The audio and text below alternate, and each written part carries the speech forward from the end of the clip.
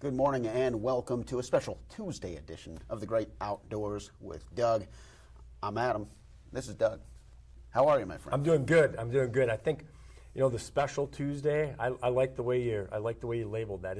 There's something special about the Tuesday. It doesn't get a lot of respect. Yeah. Tuesday doesn't get the respect. Week. People dread the Monday. They get to the peak of the week on a Wednesday, and then they got their. No one talks about Tuesday. No, nobody talks about Tuesday. Fat Tuesday. Fat Tuesday. You could do that. I mean, I know legit that's coming up probably about a month or so, but we can make every day a Fat Tuesday, and that was. That's one of the things about life is if you have those points in time, if you dread the Tuesday, if you're not, then make it special. If Tuesday is your drag, then get that coffee.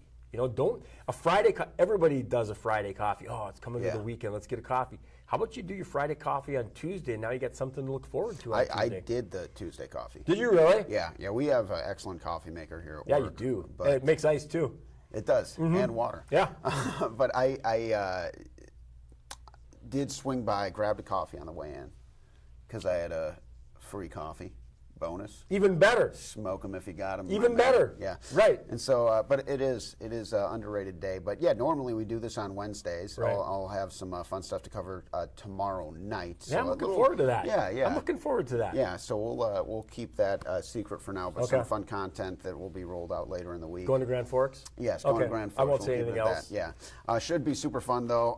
But yeah, not only is it Tuesday, but it's also really cold, and what's crazy is it's like a little warmer than yesterday, It already is. It's been the craziest stretch of frigid conditions, and that's where we start today. With the frigid conditions, how it's affecting the animals, certain populations of the animals. How's it affecting you, though? Let's start there. Similar. I don't think. I mean, there's a small segment of the wildlife or the people that enjoy the frigid temperatures, but in the totality of it, we understand it, we get it, this is where we live, this is what's going to happen, but we don't really thrive in the extreme cold temperatures. We survive. Yes. And that's kind of the same thing with the wildlife is they survive. Some of them. They don't all survive, and that's probably one of the messages that we try to convey. I've been taking a number of questions. I've been a number of calls on one particular rabbit that isn't doing very well. Just one rabbit? Well, one rabbit has generated a number of phone calls, and the explanation is nature is rated R. Yeah. It's violent, and animals die. You may hope this rabbit survives, but when the great horned owl is perched on the tree, ask yourself, should the great horned owl starve and the rabbit survive, or is this actually how nature has intended it? Is that the rabbit's going to live for a while, and then the rabbit is going to die, and something else is going to probably be given some nourishment and be given some ability to survive a little bit longer into winter, and that's one of the hard, cold truths that I have to provide. I mean, I love the outdoors. I love the circle of life and nature. It fascinates me on how everything works together. But also the tough conversation is explaining to people that animals are going to die, and rabbits are going to die, squirrels are going to die, deer are going to die, pheasants are. There's going to be a lot of death that's involved in it, and in the wintertime, so you get to the mid part of January, like we're at, and fortunately for the wildlife, we haven't had like literally feet of snow. We've actually really not had. It's been kind of dry, and we haven't had that much snow. Advantage wildlife. When there's 20 below zero and you got 2 feet of snow on the ground, it makes it harder for animals to move around, makes it difficult for them to find food. And the cold, while it's been cold since Friday, Saturday, it's been a stretch of cold temperatures. The worst thing for wildlife is when winter starts early, winter lasts longer, and you have cold and cold and cold and snow and cold, and having a little bit of a midwinter cold snap isn't abnormal. It happens. And the best thing for wildlife is when you warm up for a little bit and level off, and that kind of gives them a chance to get out and feed, gives them a chance to maybe regenerate a little bit more energy. So this is bad. I will say if you have a deer or a pheasant or a rabbit that dies now, I wouldn't have been betting the farm that it was going to survive throughout all of winter. Animals that die in early to midwinter, it's a scientific revelation. It's just the way nature works, is that the strong survive and the weak will perish, and this is how it works. So if they're dying in midwinter, there was no guarantee that they're going to make it through the winter, and it also gives more food, more habitat for the stronger and the other wildlife that are left to help them survive through winter. So it's not what people want to hear, but it's been tough on the wildlife, but not unheard of, and probably going to happen again. Winter's not over. I'm not a meteorologist, I'm a biologist, but I think it's pretty safe to say that when it's January 21st, anyone thinking that, whoa, we made it through this cold snap, winter's over. Probably no, probably not. Yeah, probably not buying that. And I know we've talked about it a little bit before, but there's a lot of reasons like not to necessarily intervene, not to feed wild animals. And again, this is something where people see an animal that may be weak, may be diseased or sick, and think, I'm going to help them. I'm going to go put some food out there for that. And that's not the best thing for that animal and for the population as a whole. Feeding wildlife can draw them out. They're in that good, thick, wooded grass cover. If you dump feed out in the middle of a field, you're going to draw them out of that cover. So when you have natural cover, natural habitat.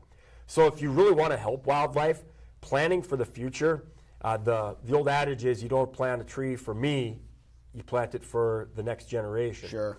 So habitat establishment takes a long time, and we live in this click and point world where, I'm just going to put some food out there. You put food out there, you're drawing them out of the good habitat. You draw them out into the cold, into the wind, away from the warmth and the cover of the trees.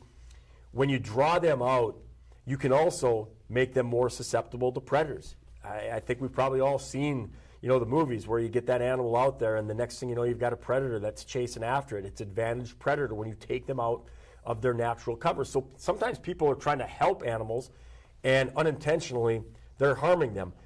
If you're feeding wildlife, you're gonna draw them together. It's like if everybody in the building is maybe got kind of like what you and I have, maybe a little bit of a mild winter cold, you put pizza in the break room, you put one pizza in the middle. Everybody's going for it. Yeah. So if you've got a virus, now she's got a virus and he's got a virus, and it just spreads it. Now, if you took that same pizza and you had the same amount, the best thing would be is to have like 5 pizzas and put one in every single corner, spread everybody out. If you still had, what we have is the same amount of habitat. We can't just go out and buy another pizza. We've got one pizza.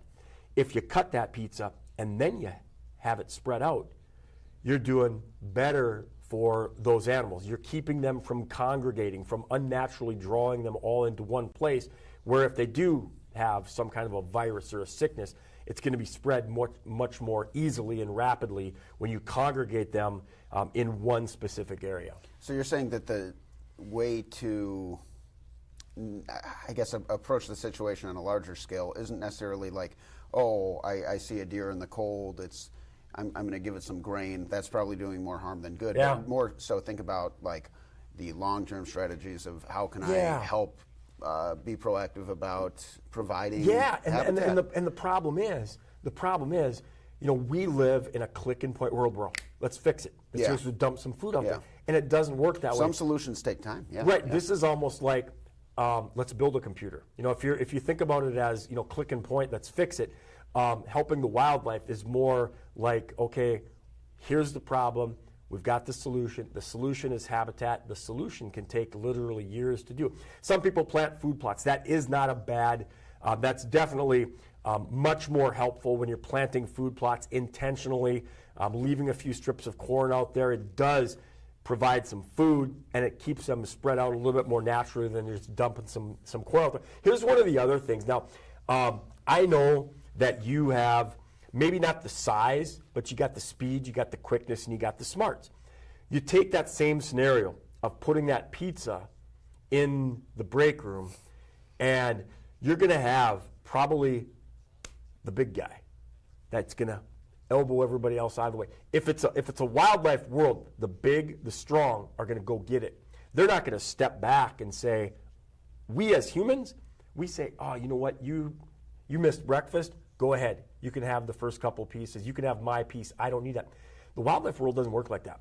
The wildlife world is the biggest, the strongest they're going to go get that food. If you dump corn out there in a field for deer, that's a good point. They're not going to say, oh, Bambi, go ahead. Yeah. You're young, small, and weak. They're going to say, sucks for Bambi. Yeah. I'm getting mine. And people don't like that. I mean, they don't like to hear it, but that's the way the wildlife world works. So good intentions, I get it, I understand it. But we've got some great information on our Game and Fish Department website about the dangers of feeding wildlife and why our policy is to not feed wildlife. And I would encourage people to check that out. And the other side, like, it might even be something where you can, say to your brother or your dad or your neighbor, hey, here's some reasons why we don't suggest people feed wildlife. This is why the Game and Fish, the biologists and the wildlife managers, this is why they say what they say, because overall, in the big scope of things, it is not beneficial to the entire population in the long run. And that's what it really comes down to. That's what it boils down to. Okay, cool information. Moving on down the line here, Doug, we talked about the legislative sessions, and they continue on. Boy, yeah. So if you are interested in hunting, fishing, trapping, conservation, the North Dakota legislature is underway in Bismarck. And I just looked here this morning. There's about 20-plus different bills that impact how you spend your time outdoors, hunting, fishing, and trapping. If you go down to the bottom of the page on our legislation, there's one of the bills is a Senate bill. So if you look through it, we pull out all the legislation, and what we try to do is to help better off, give people an understanding of the bills that may impact hunting and fishing, and then what we do is we put a little bit of description on that. And probably one of the biggest bills has been the Senate Bill 2137, and essentially it's a baiting bill. And it's really hard to explain the totality of it is, but I watched the testimony on Friday, and it took place in the morning. They reconvened. It took place in the afternoon. I believe there was close to 200 different pieces of testimony, written testimony that were sent in.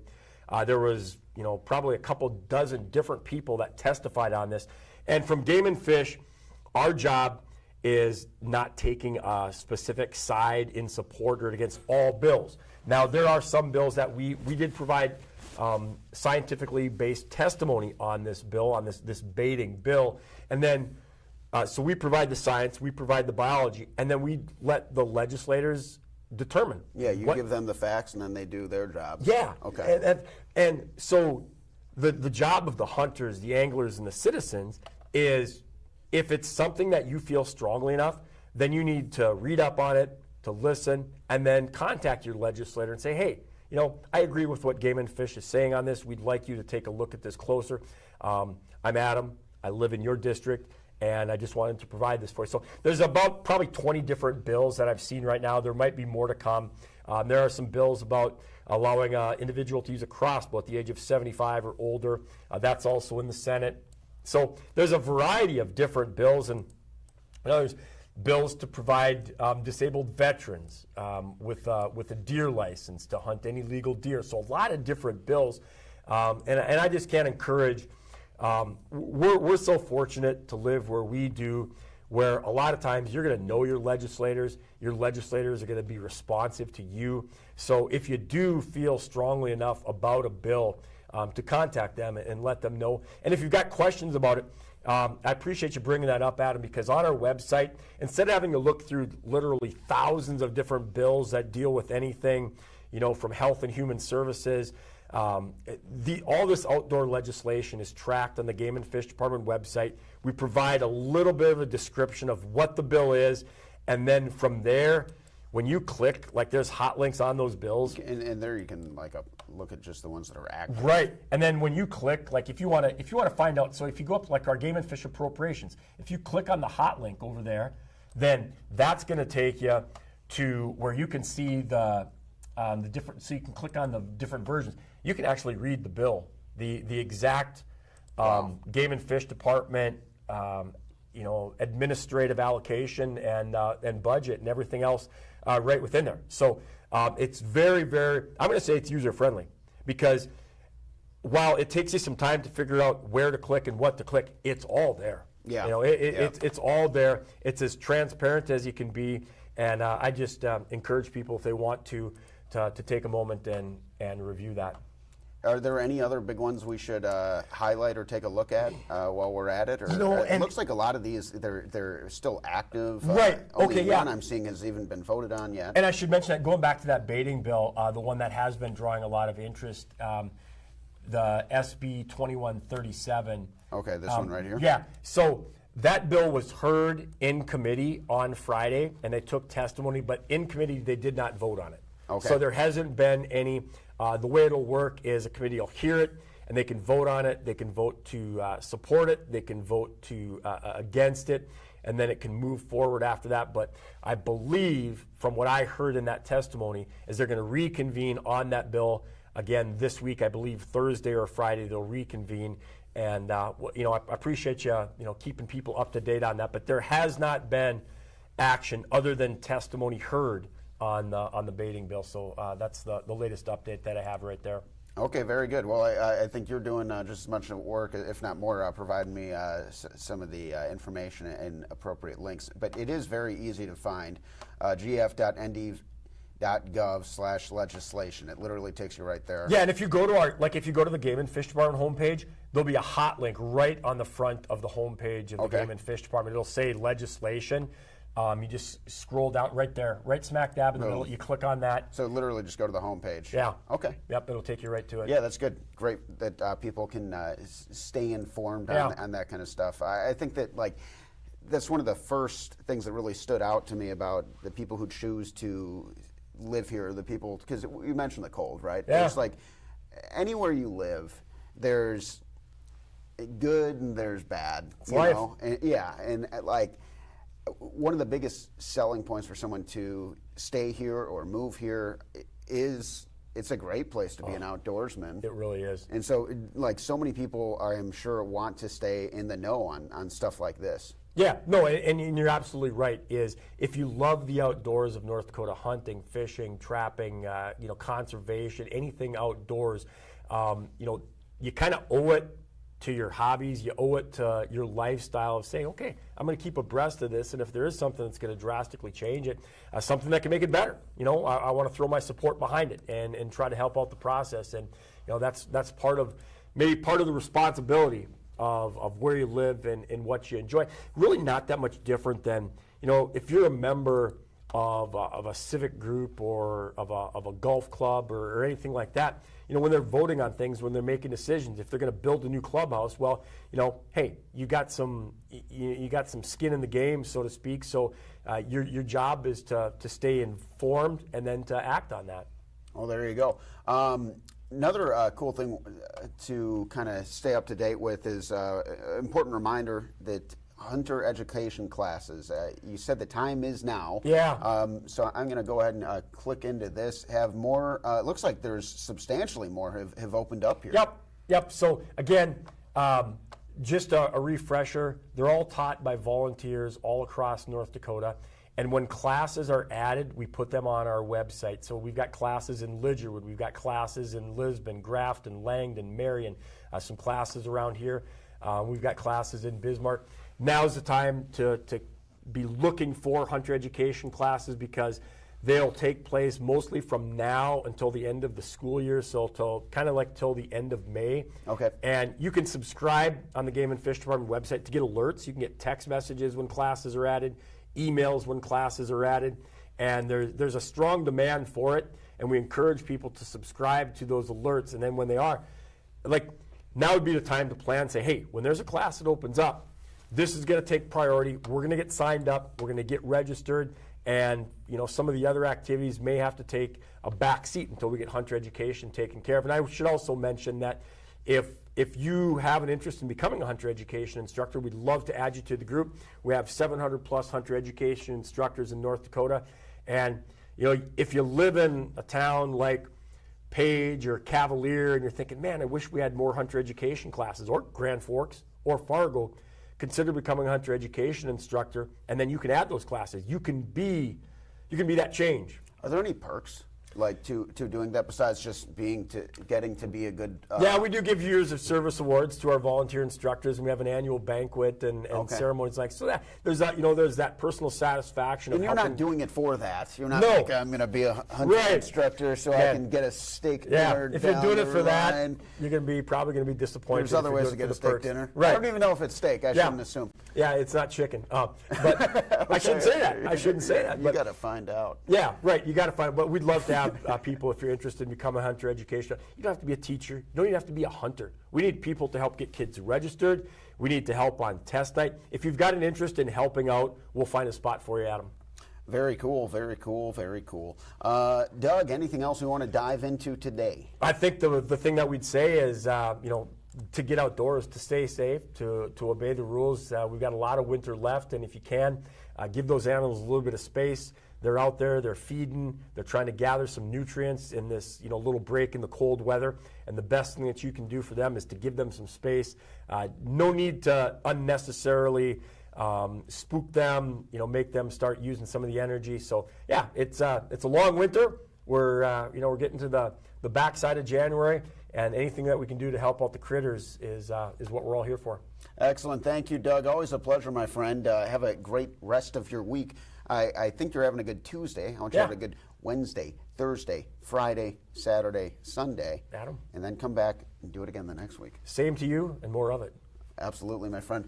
Thank you all for tuning in on The Great Outdoors with Doug. We will see you next time. Have a